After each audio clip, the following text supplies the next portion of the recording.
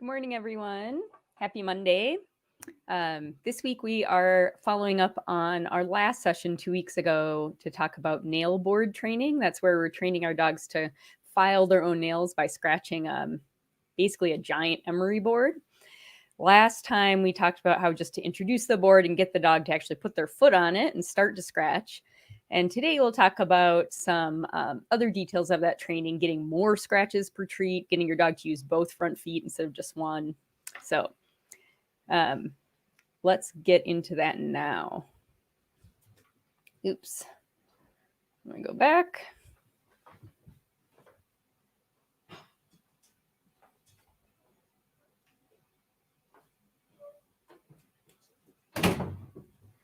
Sorry about that. All right, nail board training part 2, more scratching. So who is this for? If you can't touch your dog's feet, this kind of training is pretty handy because it is a way to get some nail filing done without you touching your dog's feet at all. You do need your dog to be able to take treats in your presence, at least to train the way that I'll show you today. And ideally, you've done part 1 that we did 2 weeks ago, and your dog is already at least able to put their paw on the board, or one of their paws, both of their paws, front paws. If you missed that episode, the one from 2 weeks ago on how to just get started, go ahead over to our blog, which is dogkindtraining.com/blog. And that will be the latest entry, will be the video from 2 weeks ago. Oh, as always, if you have questions as we go through the stuff today, the material, go ahead and post it right under the video where you're watching, and I will get to them. Okay, so what are we packing into today's video? Nail board training part 2. We're going to talk about how to get more scratches per treat, because when we started 2 weeks ago, we were giving a treat for every single scratch on the nail board. How to get better scratches, more vigorous scratches, so we're getting better nail filing. And then also how to troubleshoot when you've got a dog who has a really strong preference for one front paw and like they're only scratching, say, with their front right paw or something. How can we get both paws working for us? All right, so first let's talk about ways to get more than one scratch at a time. So I'll show you some video examples of this. One thing that you can do is use a digging prompt, and we talked about that a little bit last week, and just wait for them to get to a second scratch. Often when dogs are digging, they're not just going to do one scratch and stop. So let's take a look at this. So here's little Pancake. I have a treat in my hand, and I'm going to cover the treat with my hand, and he's going to kind of dig toward my hand, and I'll feed him after he's done more than one scratch. Now, as you might imagine, especially with a larger dog or a dog with sharp nails, it's not always comfortable if your dog starts digging actually on your hand. So you may choose, instead of your hand, to have the treat under like some fabric or something like we showed last week.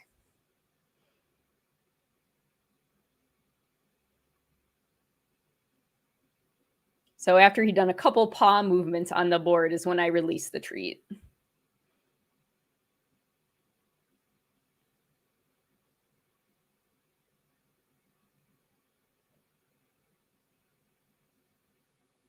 And remember, this is how you get started, right? If you want to build more scratching, you have to first get more.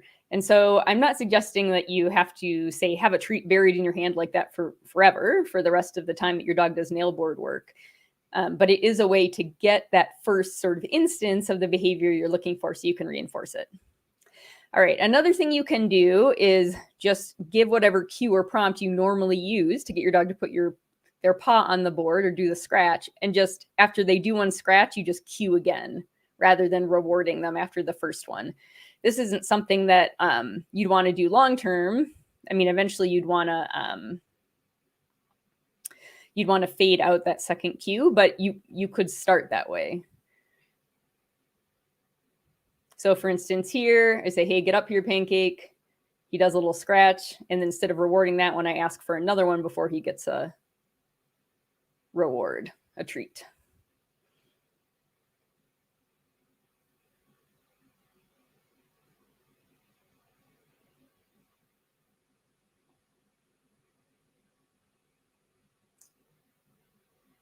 All right. And eventually you could fade out that second one. You know, you just cue once, they do one, and then actually this is what this third bullet point is. This is usually what I do, honestly, for most dogs. This works very well. After they've been rewarded many times for putting their paw on the board and scratching once, and then you always give them a treat. If now you say, okay, I'm going to tell them to scratch, they're going to do one scratch and expect their treat, I'm just going to wait. Most dogs will try again because it should work. And then you can reinforce after that second scratch. So I think possibly Jasper is going to start. This is my boy Jasper. So he did one scratch and then kind of looked at me, and I just waited, and then he did another one. And that's the one I rewarded. Now you still want to reward single. Here I'm just demoing. He's actually pretty advanced at this and doesn't need a treat after individual scratches. But when you're first starting trying to get more scratches per treat on the board, you don't want to say, okay, single scratches no longer pay at all. For some dogs, that will be too abrupt of an increase in difficulty in criteria for the treat. So I'm still rewarding like at least half of the single scratches and just making sure I'm rewarding the multiple scratches more often. So now we're getting more than one. All right. If you have any questions on that first part, just ways to start getting more than one scratch in a row, pop them in the comments. Now we'll talk about how to build on that. So it takes, I don't know, actually that nail board that's in the video that I have is actually quite abrasive. And I had to take a break filming with Jasper because he'd worn his nails down so much just in this little bit of scratching. So it's actually pretty efficient. But you still may well want more than 2 scratches per treat as well if you're trying to wear down your dog's nails. So if you want to move, 3 scratches and beyond per treat, you can use the same techniques we just talked about, either putting a prompt to cause your dog to dig at something, cue multiple times, or just wait. But now you're just waiting for more than 2 scratches. So maybe I'll reward on the 3rd scratch. Since your goal, in theory, if you're doing this training, is to get more scratches per treat, you do want to make sure that your dog is getting better reinforcement for when they do a bunch of scratches in a row. That might mean a better kind of treat, or it could mean more treats. It could even mean just more frequent treats. So every single time, say your dog does 3 scratches in a row, you're going to reinforce them. And then maybe for 1 or 2 scratches in a row, you'll reinforce them like half the time. But you want to make sure that what you really want is getting reinforced the best. And then you can slowly over time decrease the reinforcement rate for the single or low number of scratches. So you're mostly getting those multiple scratches.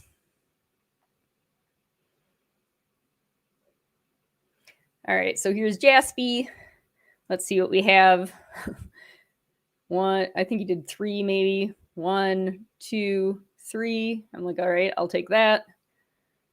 1, 2. So I'm still going to reward some lower numbers scratches, even though I waited there and he actually switched paws. I got 4 scratches. I'll pay that.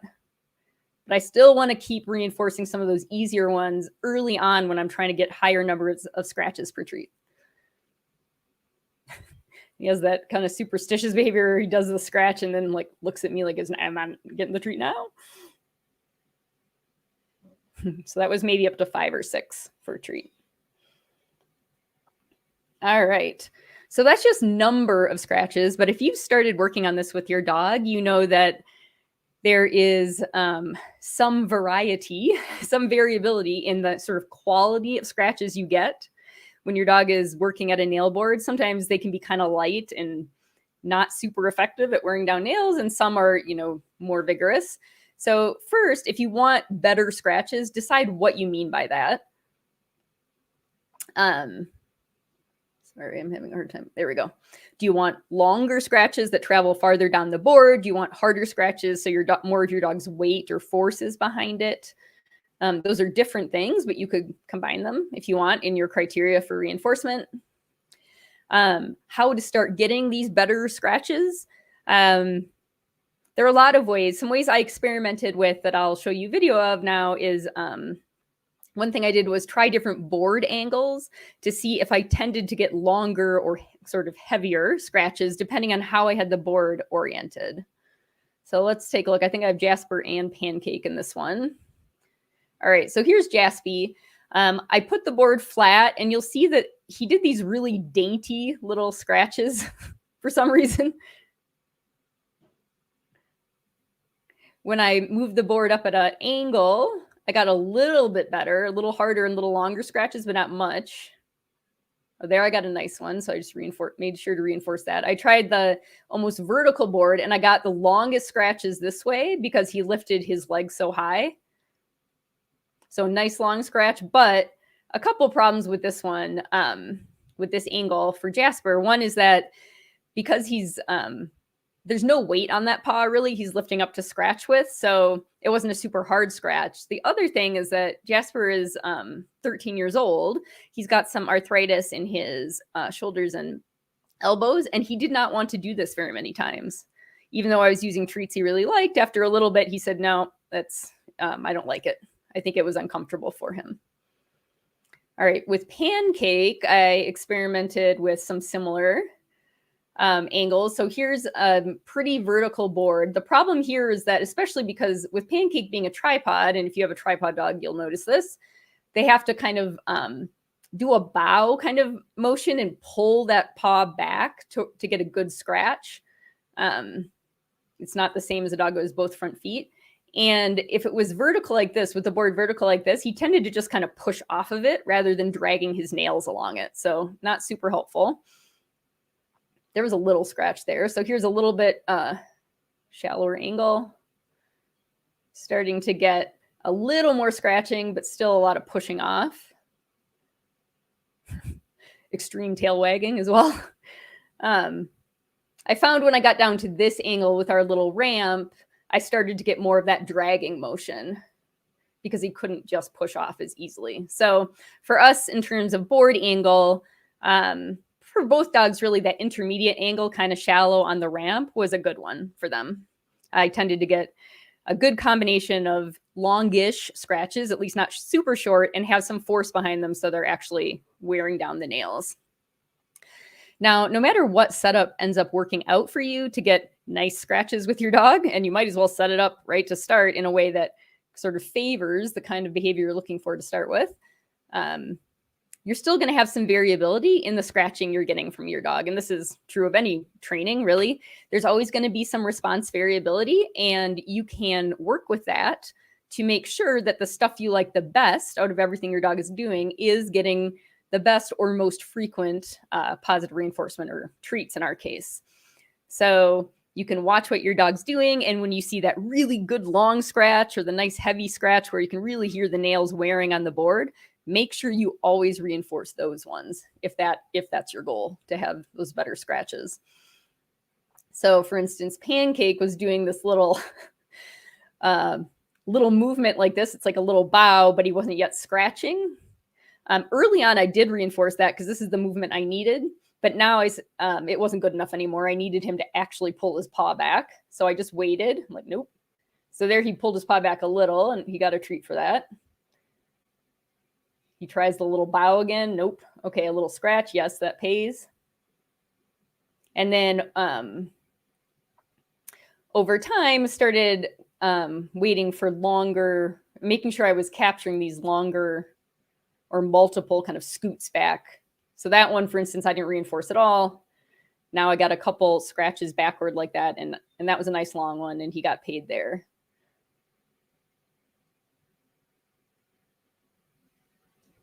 So we're just shaping by differentially reinforcing the stuff that we like the best. That doesn't mean we have to go with zero reinforcement for things that are a little bit less desirable, but you can do it at a lower rate. Sometimes if you go to zero reinforcement for the sort of previous step, your dog will give up or get frustrated, and you don't want that.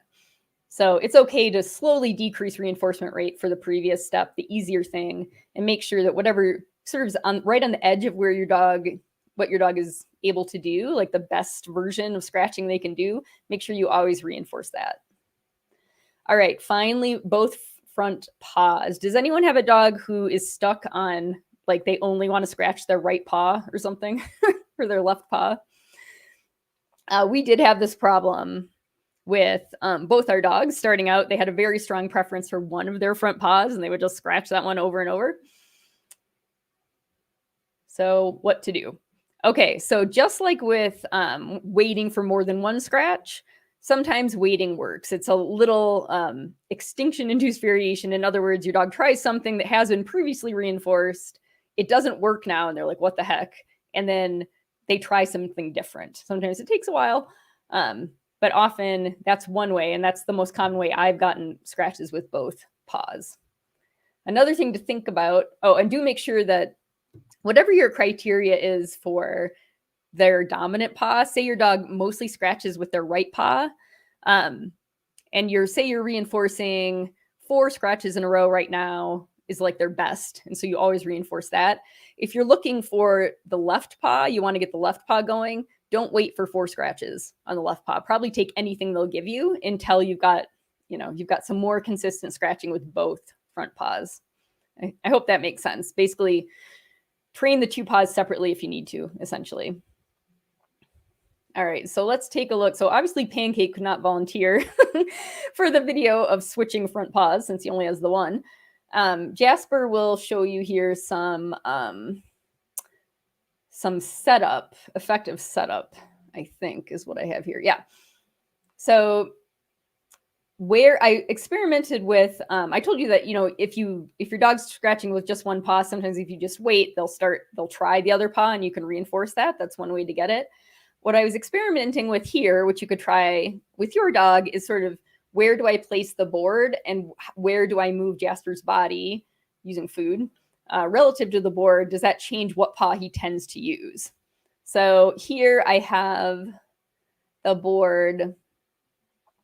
Oh, actually, let me see. Oh, sorry, this is wrong.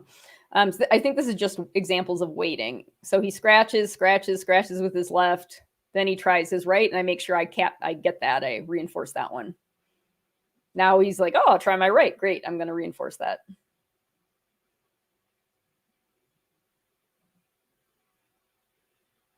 And now I can say, I'm getting some right paw scratches. I'm going to wait for more than one sometimes.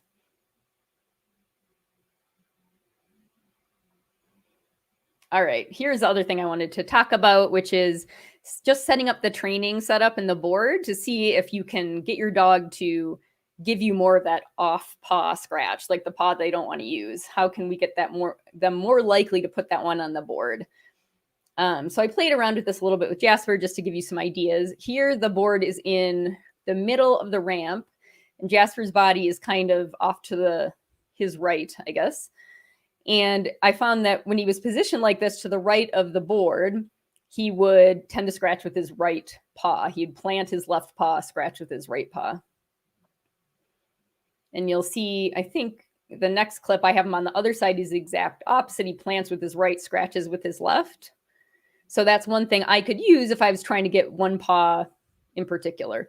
But I found if he was on that side of the ramp and I scooted the board all the way to the edge of the ramp, then he would just use the closest paw. He didn't brace with both paws on the board. So that's just an example of how you might be able to mess around with your board positioning to get different behaviors so you can start to build. You need something to start with so you can build up scratching with both paws. All right. So does anyone have questions about nail boards? This is at least I was planning for this to be the last installment of nail board training, but if there's anything else people want to go over, I could do another one. My dog certainly enjoyed it. Actually, my older girl did not enjoy it. And this is a reminder for me to tell you that if you have a senior dog or dogs with any kind of arthritis or anything, pay attention to any hesitation to engage in stuff like this. I'm fairly certain that this is painful for my girl, and she used to do it very readily, and now she doesn't want to. All right, so if no one wants any more nail board work, then I wanted to move on to nail filing for those of you who can or think you might be able to in the near future touch your dog's feet. We'll talk about how to get them to that point. But using a nail file, like a big emery board, it is a little bit better way to get the filing you want more even. Sometimes with the nail board, you get uneven wear on different nails, or you get kind of a funny angle of wear. And it's a little bit harder to get the back feet. You can train your dog to do their back feet on the nail board, but it's a little more work. So my personal preference for my dogs is, and for Pancake now too, that I can touch him more, is to use an emery board and go over each nail that way. All right. So that next week we'll talk about that. Filing nails without restraining your dog. All right. There is the URL for the Facebook support group. Come on over if you like to talk with other folks with probably similar issues that you're dealing with. It's for fearful, aggressive, and reactive dogs. I don't see any questions, so I will sign off for this week unless anything pops up in the next few seconds. If you are giving this a try and are having success, shoot us a video. We'd love to see it. We could share it on social media to show, kind of show off your training success. If you're trying it and you're getting stuck, shoot us an email at admin, ADMIN, at dogkindtraining.com. And we'll see if we can't help you get unstuck with that. Okay. All right, everybody. Thanks for joining. I know it was a little bit sort of more nitty-gritty detail stuff today, a little more technical. And I showed you examples of things that I kind of played around with my dogs to give you ideas. But of course, every dog's an individual, and the things that work for your dog might be a little different. But I hope this gets you thinking on how to keep making progress on the nail board training. All right. Have a wonderful week, everybody. I will see you back next week on Monday.